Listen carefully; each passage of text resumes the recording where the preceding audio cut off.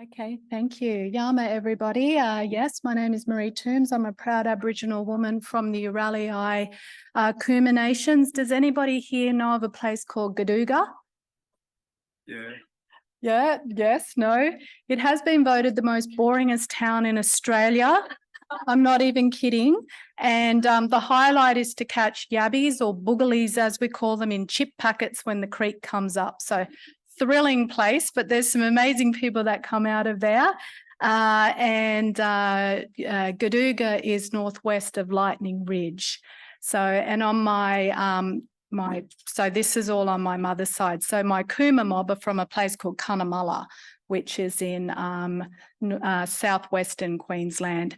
So yeah, so I'm going to take you on a little journey today. I call it a juxtaposition because there's two juxtapositions here today. The first one is I have lived experience. So my Aboriginal mother is and has been diagnosed with bipolar affective disorder, and that happened when I was 7 years old. And so I grew up with her and just the trauma that went around that disease for her and the impact that it actually had on us kids. So that's one of the juxtapositions, because the other one, or the other side of the coin, is I'm looking at mental health disorders actually from a Western perspective. And so, but that has come off the back actually and initially from gaining permission to do this study, which is one of three that I'm going to share with you today.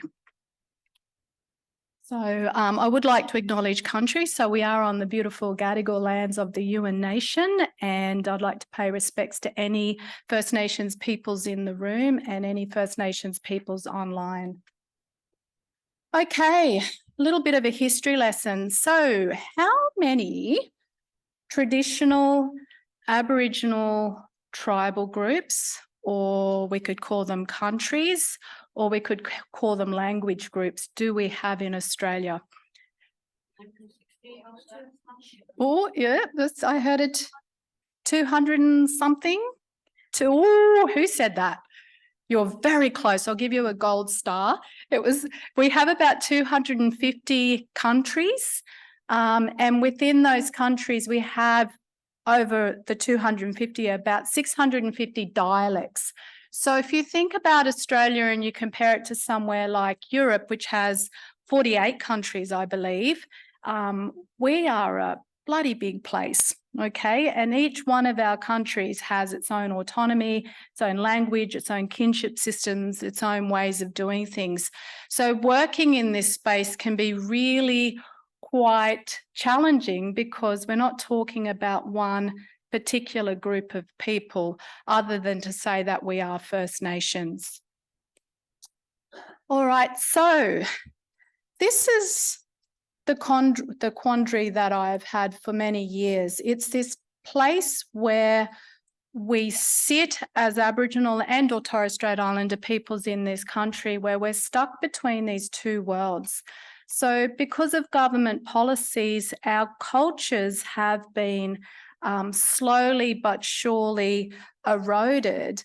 And whilst innately we know who we are through our identity, we don't really know what that means. And I think, and this is just me, I'm not clinical, I think that that's where the rub comes for us in terms of our mental health, or sick spirit, as it's referred to most commonly within our First Nations peoples.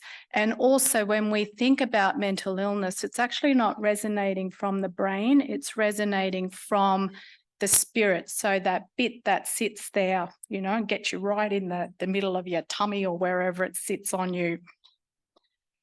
Just to outline what this looks like also, I'm just going to ask, actually, that beautiful lady right at the end, yes, if you could please stand up. I'm just going to do a little timeline. So I'm not going to make you do anything that you don't want to do, I promise.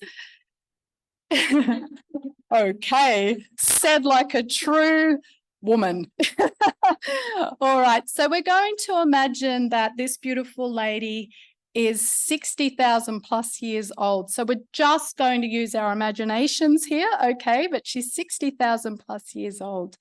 So we're going to go all the way to the other side of the room, and we might get Stan to stand up, please. Yes. And I want you to go right to the other end of the room. You're in the naughty corner. All right. Okay, and the lady just sitting with the glasses on, would you mind standing up, please? And we're going to call you the beautiful Miss 2023. Come on down. Okay, so can you stand next to Stan, but not too close? All right. Okay, beautiful. So what I'm wanting to represent here is that for First Nations peoples in this country, we had this massive amount of time here where we did things very, very differently, very differently. We're a very connected society collectively. The way that we married, the way that we did things was very, very much tied to land, tied to the animals and the plants and everything that lived on the land, and by the song and dance or our song lines. Very different to the Western culture, which came into place in 1788. So we've had this really short period of time, I think we're up to about 237 years, to pivot into a space and a place that's very different to genetically and innately what sits in us over millennia. So thank you very much. I hope that wasn't too bad. All right, can you guys sit down? But it's really important that you remember that, because that's pivotal. All right. So here's my story, and this is a story, okay? My son calls me Dr. Whoops because he says, Mum, you just end up in these situations all the time. I don't know how you do it, and he thinks I'm hilarious. So Dr. Whoops here, before I became a professor, was working at the Rural Clinical School in Toowoomba. And one day this shady character darkened my doorway, and he was a shady character. He had on his big cowboy hat and a big buckle. And you know that, I don't know what movie it is. I want to say it's a John Wayne, but you know that sound. I don't know. Oh, is that what it is? The good, the bad and the ugly. Yeah, right. Well, that was what it felt like, because he comes into the doorway, big buckle hat, and he goes, "Are you Toomsy?" And I went, yes. And he said, "I'm going to turn you into a researcher."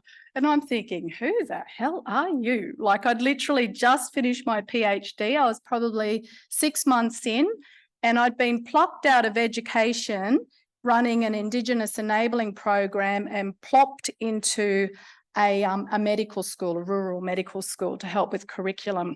And this guy's saying, "I want to turn you into a researcher." And I said, "Well, what sort of researcher?" And he says, "I don't know." He said, "That's for you to find out and let me know." And I'm like, "What do you mean?" He goes, "Well," he said, "there's a big problem everywhere in Aboriginal Torres Strait Islander health, the mortality rates, the comorbidity rates." And I'm like, okay, this guy actually might know what he's going on a little bit here. And he was interested.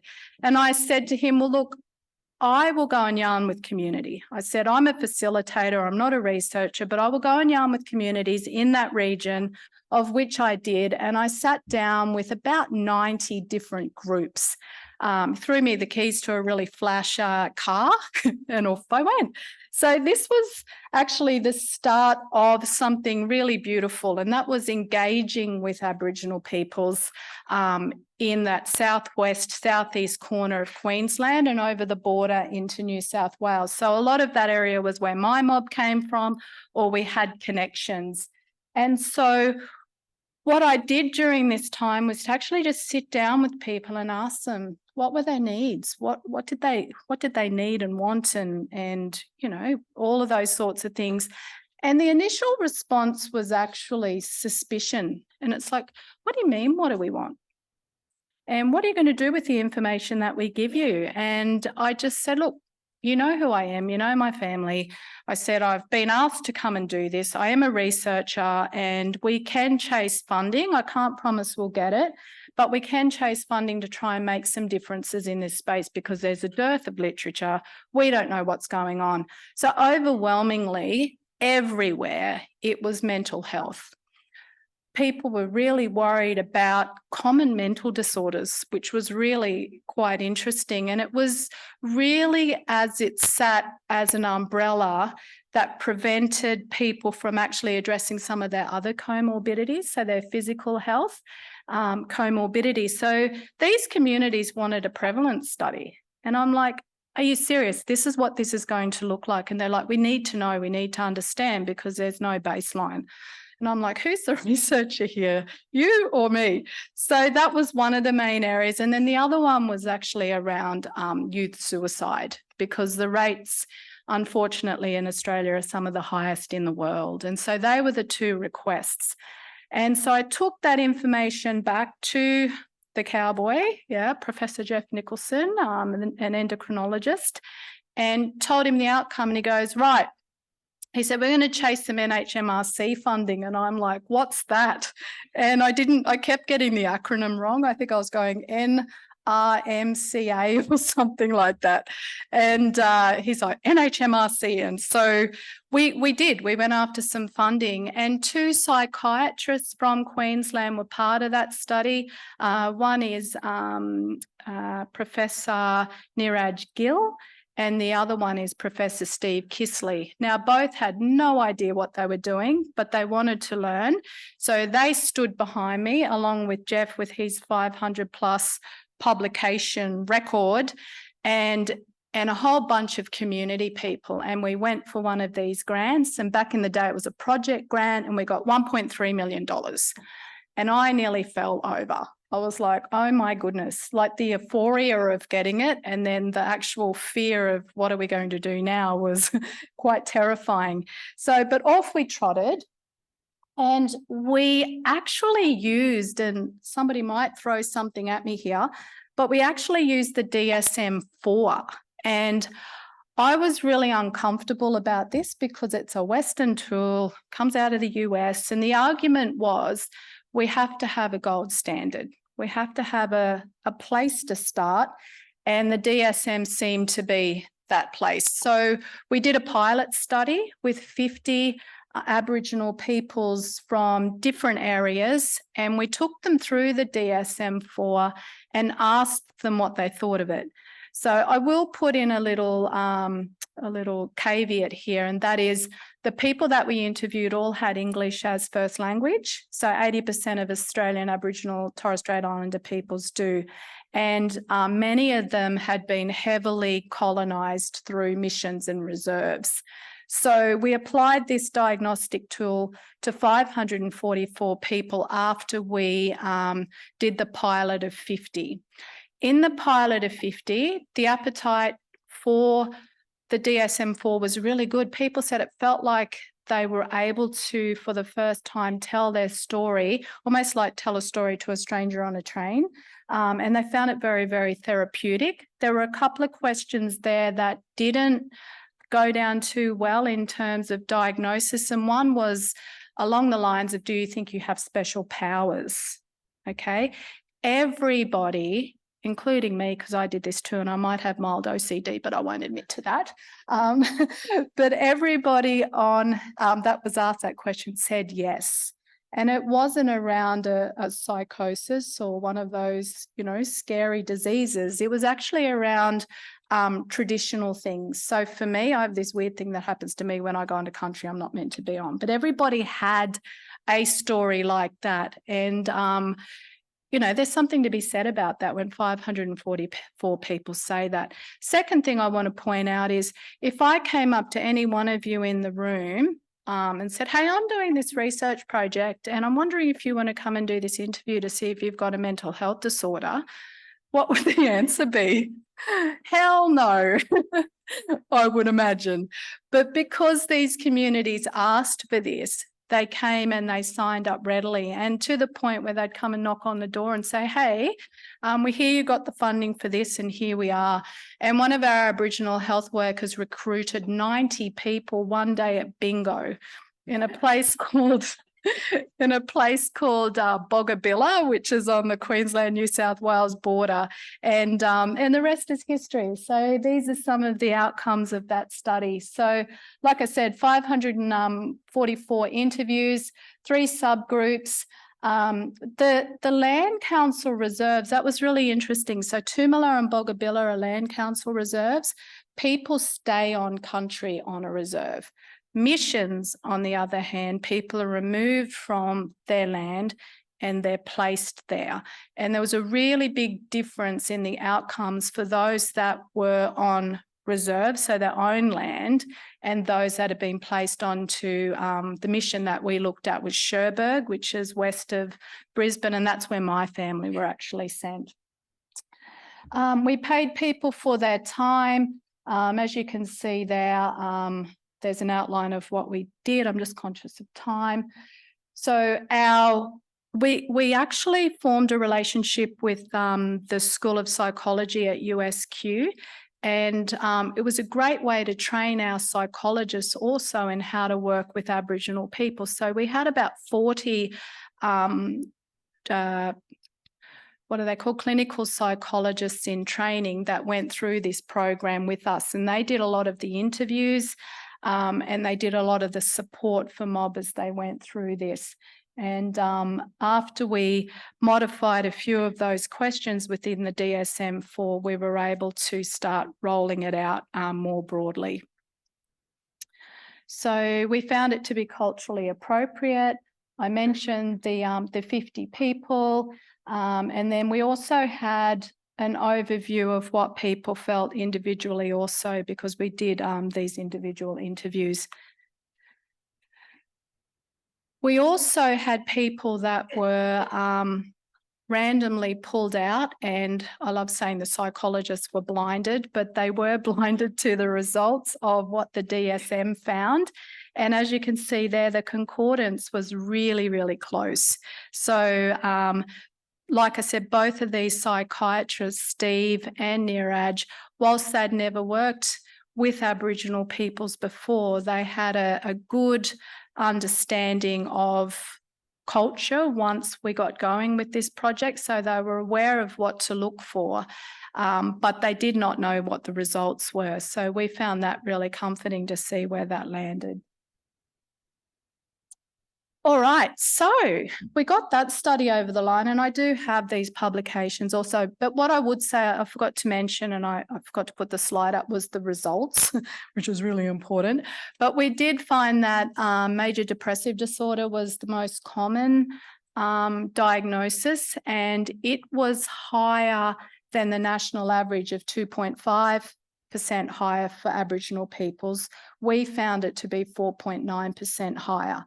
And we could not get that published in Australia. So the Medical Journal of Australia rejected it and said, can't you give us some good news? And it was like, it's a prevalent study. And anyway, so we couldn't get it published. And in the end, it was published with the British Medical Journal of Psychiatry, which has a higher F factor. Is that what you call it? Yeah, then MJA anyway. So like, yeah, that's it. So and it's our star journal. The promise to those 544 participants for the understanding of what prevalence looked like of common mental disorders was to explore that further with a model of care. And so this is where I felt like the work really started to kick in. So we applied for another NHMRC grant 2 years later, I believe, and got this funding. So it's a Global Alliance grant. So we actually have a partnership with First Nations peoples on the east coast of Canada. And the idea here was through co-design again to develop a mental health model of care. It was an RCT, so treatment as usual versus something that the community wanted. And overwhelmingly, what the community were asking for was this collaborative between psychiatrists or clinical psychologists and traditional healers. So they saw the value of the clinical component, but they also saw the value of bringing in that traditional knowledge to help infuse the way that that people were treated. And unfortunately, COVID hit.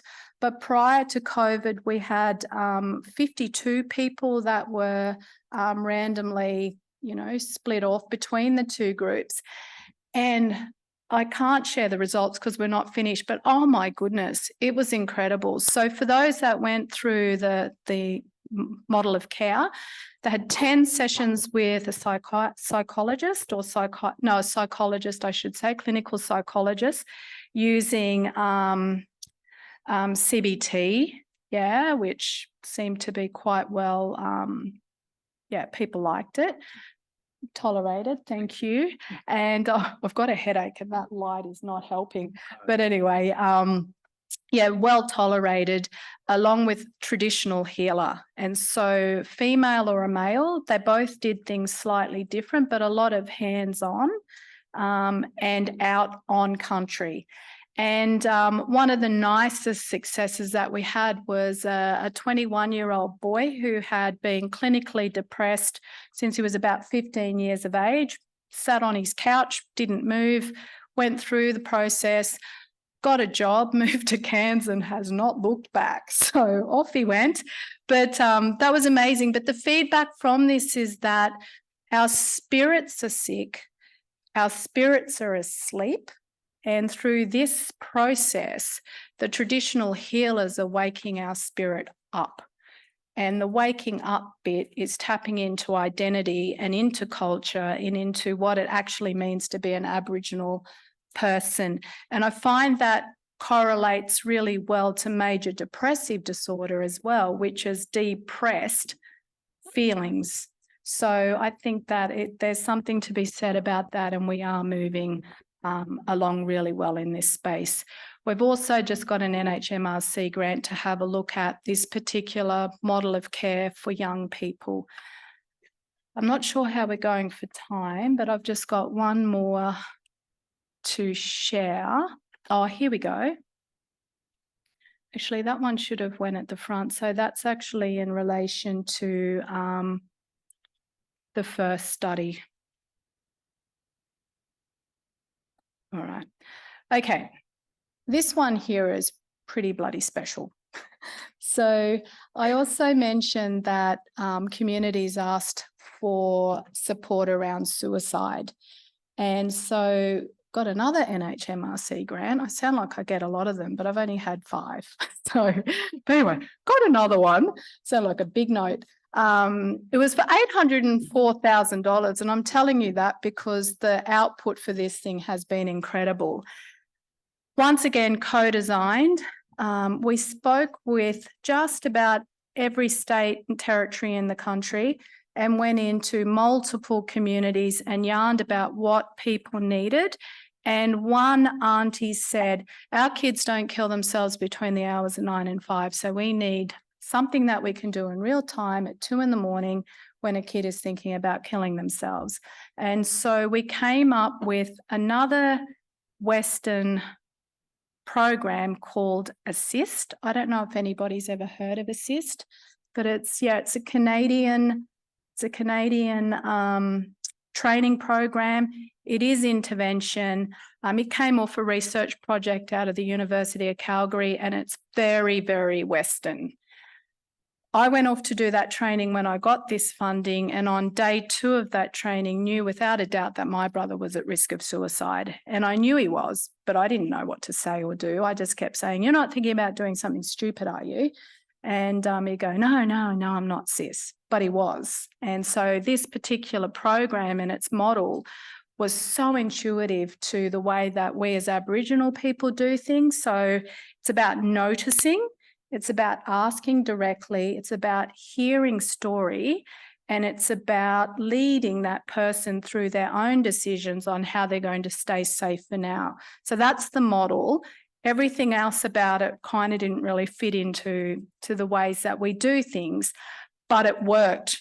So I sent him a message on the first night of this training, because he wouldn't pick up, and I said, you're going to think I'm a bit of an idiot, but I'm doing this training and I think you're thinking about killing yourself, are you? Send. And I'm like, he's either going to think I'm a lunatic or he's going to say yes. And he came back immediately and said, how did you know? And I was like, oh my gosh. So I did that intervention with him, and the next day I just about crash tackled the trainer to the ground and I said, this thing actually works and we've got to do something with it. And it took me 4 years to wear that company down, but we've completely modified and adapted it. And the reason it works for us is because suicide is not an Aboriginal disease. There's no word for it in any language. We had no evidence of suicide until 1984 in this country. So because it's a Western disease, we can actually treat it in the same way. And so we've developed this program. And so I'll show you a photo of him in a minute. So we have trained over 8,000 people now. Canada are picking this up for their First Nations peoples, likewise Native American Indians as well. So there's a big appetite for it. But this beautiful man did the training about 3 years ago. Daniel Blades is a Manandangi man from Western Queensland. And at the end of day one of the training, you're asked to go home and do some homework, and it's really about self-care. So I like to go and buy lipstick when I'm doing this training because I like lipstick. He decided he would paint that. I'm like, lipstick, that. But what this is actually the intent of iAssist. And I'll take you through it in a moment. But the intent of iAssist is that if you look in the centre, that circle, so that's the knowledge of how to do a suicide intervention, and those circles are those little, dot things there, like that go around, they represent people. So they're the knowledge keepers, they're our trainers, our train the trainers, of which we currently have 24. So they take that knowledge and they take it back to their communities. It's national, so north, south, east and west, and they then train people in those regions. Okay, and the training. So if you think about like first aid, so it's the same type of principle. What that then does, it creates helping hands, which you'll see there on the left, hopeless with lefts and rights. On the left, the helping hands that start to develop around these communities as more and more people are trained in how to do this. That in turn creates a network, and so that's those pieces between the left and right on each side, a network of safety nationally, and the piece over in the corner is acknowledging those who have already gone to the dream time, so have already taken their lives. And so the impact of this has been amazing. It's won 2 national awards. It's getting another one on Monday night. And NHMRC have actually acknowledged this as a very successful project as well. But once again, I didn't do any of this. This is just the power of the people and listening to what people have to say and giving them the tools to actually make decisions about their own problems in their own communities. So this is Daniel and his little daughter, and this was the day he showed up randomly at work too with a video of the story of what he did as well. And this is the protocol. So iAssist has a community engagement piece. How are we going? At least 10 minutes. At least 10 minutes, okay. All right, I'll buzz through this and then 15, right, okay. The community engagement piece is just going into communities and asking permission for us to come in and do this suicide intervention training. These days we get asked, we don't go knocking on doors, but that piece is really about making sure that we've got the right people, tools, resources in the room when we do come in to do this training. You'd be very hard pressed to find a single Aboriginal and or Torres Strait Islander person in this country that hasn't been directly impacted by suicide. We do have, like I said earlier, some of the highest rates in the world, and we have the unfortunate title of having the highest rates in the world for 9 to 15-year-olds. Like, what the hell? What's a 9-year-old doing thinking about suicide? So this has been a place and a space for us to understand the communities, Then we come in and we do a 2.5-day workshop. So the original assist was 2-day workshop in and out. So this is a process. We say it's going to take at least 3 months before we land and do that workshop, because we're setting up that front end piece. Because if you get that bit right and the relationships right, you're going to have a lot more success. So we fill out our rooms. We can have 30, 40 plus people in the room wanting to do this training. On the half day, that connection piece, community connection, that's a place for us to share story about lived experience, because we don't want to traumatize people when they come in to learn how to do suicide intervention training. We always give people an opportunity to opt out at this point, but during the actual research part of this program, we had evaluation tools, and we used the PHQ-9 predominantly, and another really massive, like I'd never do it again, like terrible survey that just went on and on and on and on and on. And it took about 40 minutes to complete. I'm sorry, everybody, that I may do that. But anyway, the PHQ-9 always identified that someone in the room had thoughts of suicide at that point in time also. So we always checked to make sure that everybody was okay. And then they came in and did the training. Of the pilot group, and even to this day, of the 8,000 plus people that we have trained, only one person has ever opted out, which I find quite outstanding. And then the ongoing support piece there is what I'm currently banging on doors about, to try and set up a centre for excellence where we can continue to train people, but also think about ways that we can build a pipeline of training also, because iAssist has been accredited through Suicide Prevention Australia, and it's at a certificate 3. So we did a beautiful study in Cherbourg where parents and year 12 kids did the iAssist training. The year 12 kids got a certificate 3 for that, and were offered traineeships in the local hospital in Cherbourg, which is a First Nations hospital. So it was like this nice little kind of way of kids keeping kids safe, but also offering a traineeship that can go with that as well. And Cherbourg had 11 suicides in 7 months during COVID. So we saturated that community with this training. We haven't had a suicide there for over 18 months now. And one of the initiatives that that community did is they made these, like, you know, the safety houses stickers. They made stickers like that that said suicide safe house, so that young people or anybody at risk of suicide at any day, time of the day or night, could go and knock on one of those doors and know that there was somebody there. Yeah, thank you.